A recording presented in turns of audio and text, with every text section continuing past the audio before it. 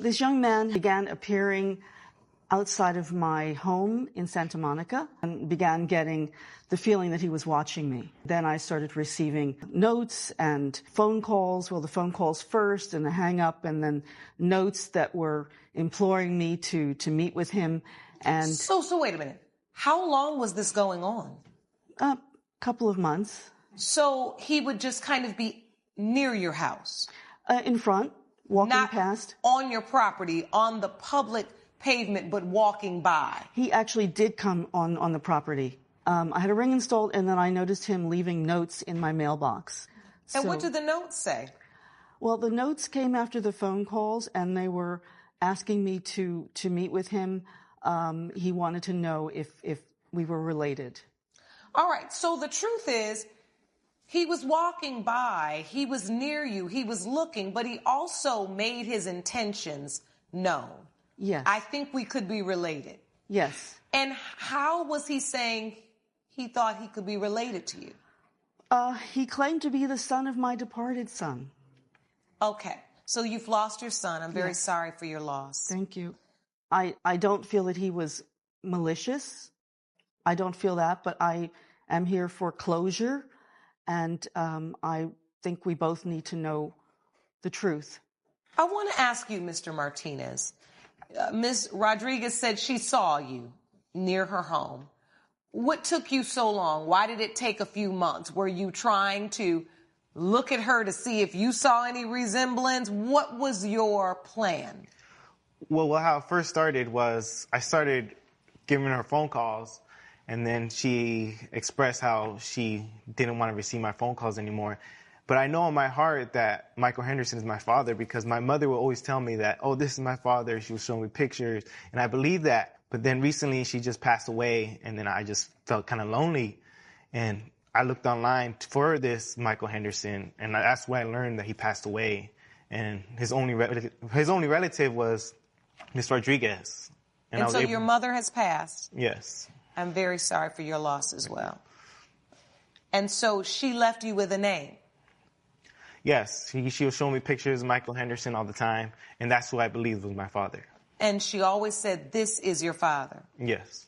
And did she ever say to you why you didn't have a relationship with your father? My father wasn't present even when I was born, because he just left. I guess she thought he left or something, but apparently he got in the car crash before I was born, and she never got to see him. So to her, it probably made it look like she just left. He just left. And so, Ms. Rodriguez, did your son pass away in a car accident? He did indeed. He died on the 10 freeway on the off-ramp at Centinela. Yeah, he's gone.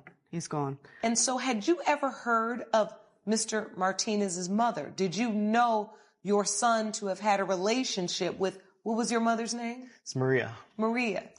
No, I did not. I knew nothing about it. I did when the car was towed and I had to retrieve the few things in the car. There were female sunglasses. There were a few ladies' articles, but there was no name. Okay. I know that he was dating someone, but I did not know who. And we're kind of a private family. I respected his privacy, and that was part of the reason why he felt comfortable living with me. He knew that I wasn't going to interfere. So, Mr. Martinez, I see tears in your eyes, and I know you've been through a lot, losing your mother, and then also not knowing who your father is. Can you tell the court what prompted you to try to track down Ms. Rodriguez, and how did you make that connection? Yes, I have a picture that shows what my mom told me was Michael Henderson. And I looked up his information online, and I saw his obituary that he died from a car crash, and his only known relative was Ms. Rodriguez.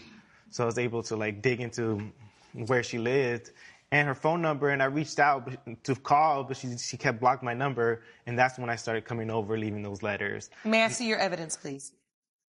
Sure. And so when you first started getting the calls, Ms. Rodriguez, you blocked the number because you didn't know where they were coming from. Thank you, Sean. Mm-hmm. Yes, that's correct, Judge. The first time I picked up the call, there was no response. I was one of those hello, and just a little breathing. I was like, oh, okay.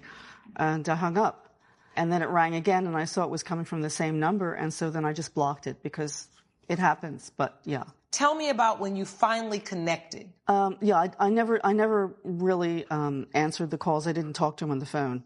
I saw him passing in front of my house. I was out trimming the roses, and I noticed, I was like, oh my God, this guy's back.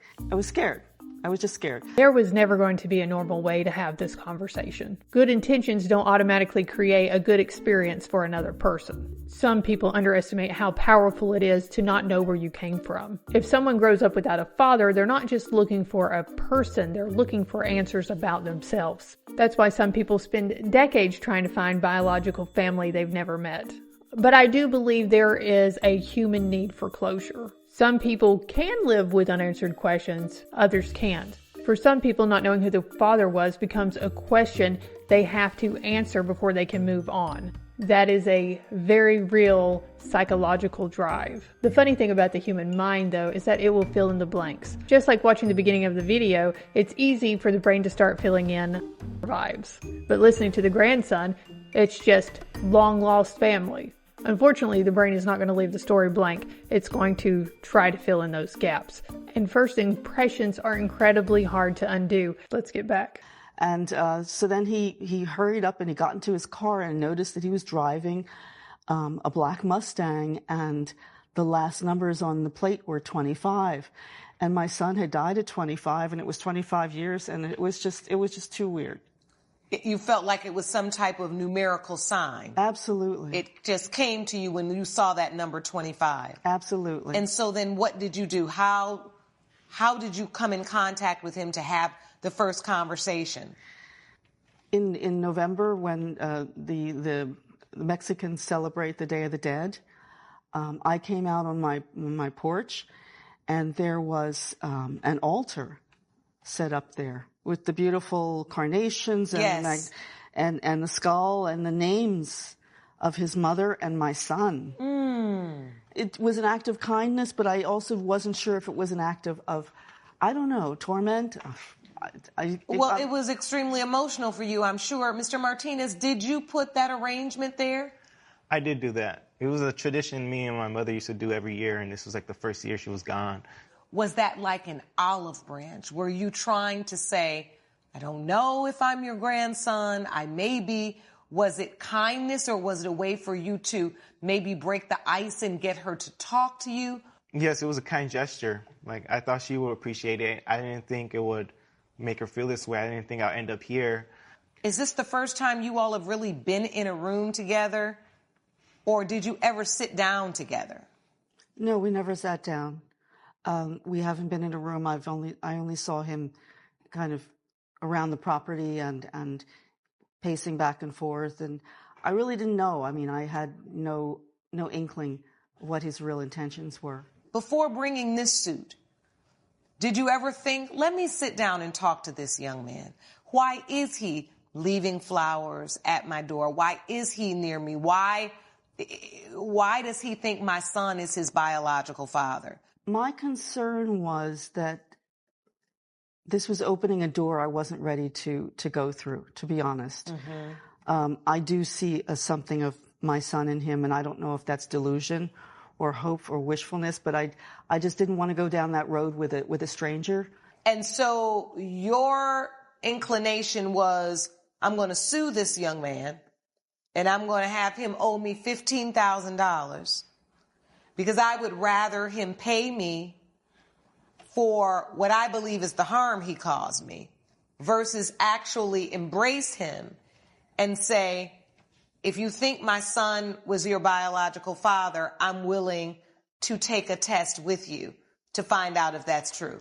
I'm truly trying to understand how we got to the suit versus to a solution. I appreciate your perspective.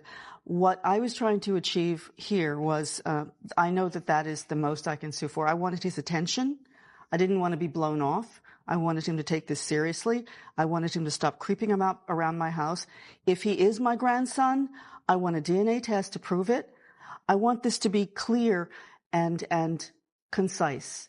You know, I'm thinking about your testimony, and I want you to understand that emotional distress does require some very real, reckless behavior, that he intentionally wanted you to be emotionally distressed, right? It requires an intention. Or there is negligent infliction of emotional distress, which would occur if he owed you a duty of care that he didn't provide to you. What I do see are two people who have a lingering paternity question that they need resolved. To me, the grandmother was probably experiencing curiosity and fear at the same time. The grandmother probably wanted answers. She also wanted distance. You can desperately want to know the truth while also being terrified of what the truth might bring. Grief also changes the way that people interpret things. Someone carrying unresolved grief may assign meaning to things that feel deeply personal. The 25, 25, 25, the event itself isn't the point. It's how grief changes the perception, because grief doesn't just change the way you feel, it affects how you interpret the world around you. For the grandmother, it looks like she may value certainty before connection. That's why talking wouldn't do it for her. She needed proof, because the talking wouldn't have answered the question of whether he was her grandson or not. Let's get back. Now, if there's evidence you have not presented, I'm happy to look at it. But your testimony thus far, you have not shown me that you have been in a level of emotional distress that would warrant Mr. Martinez owing you $15,000. I have medical records and bills. I'll look at those, please. Yes.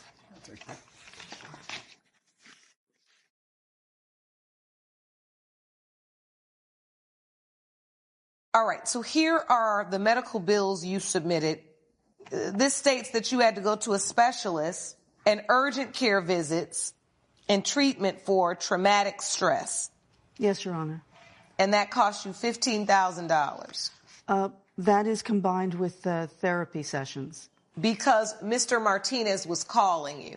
Not only because he was calling me, but because his appearance, those numerous times, was causing me to have heart palpitations. Do you really feel justified suing a young person who's lost his mother for $15,000? It feels a little irrational, and it feels like these treatments, you needed those anyway, because you're dealing with the loss of your son in a tragic way, which you even said, I bought the car that he had the accident in. Yes. I'm saying it to say that's another level of grieving. Yes. And I'm trying to see if maybe you processing those things is clouding your judgment on this, because what if this is your grandson? It's odd to me that your instinct is to sue him for $15,000 instead of want to get the answer. Your Honor, it is my way of getting the answer. By calling him to this court, we're expressing ourselves before justice. And you would rather the paternity testing be handled in a court setting. Correct. Than you and him just do it privately. Yes, exactly. Okay. Well, if that's what you want, that's what you'll get, because you have submitted to DNA testing. And this court does have the answers for you. Mr. Martinez, I will say this to you.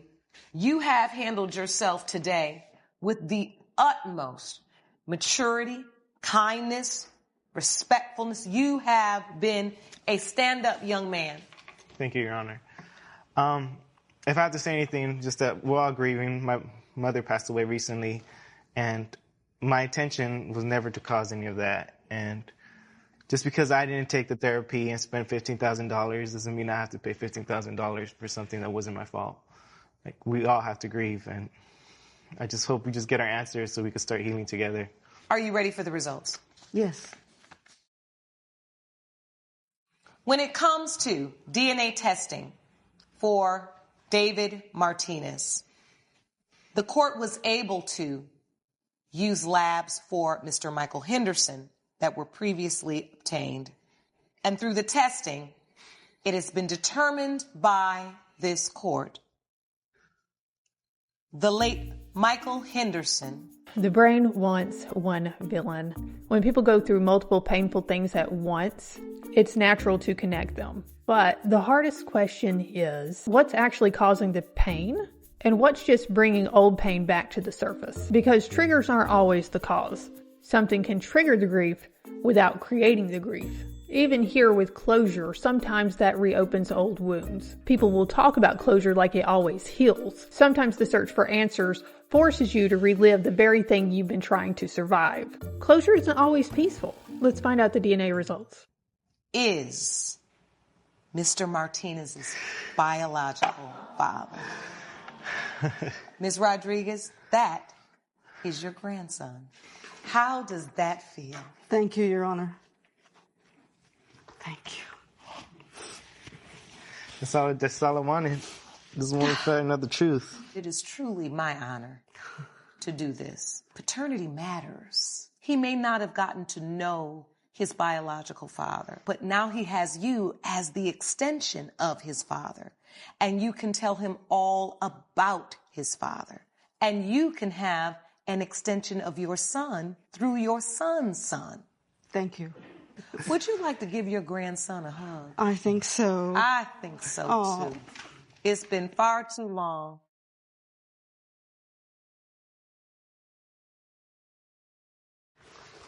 Thank you. You can stand on the same side together. We know your family now. I wish you all the very best. I am going to dismiss this emotional distress claim. Court is adjourned. Sometimes the answer you've been looking for isn't the one that changes your life. It's finally letting go of everything you assumed before you had the answer. Which brings us to our big life lesson. Assumptions create distance. Truth creates clarity. So let's do better. Seek answers before you write someone's story for them. Now, my final question for you. If you were in the grandmother's shoes, would you have opened the door for him or called the police? Put your answers in the comments below. Then make sure to like, follow, and share. As always, thank you for watching, and I will see you again soon.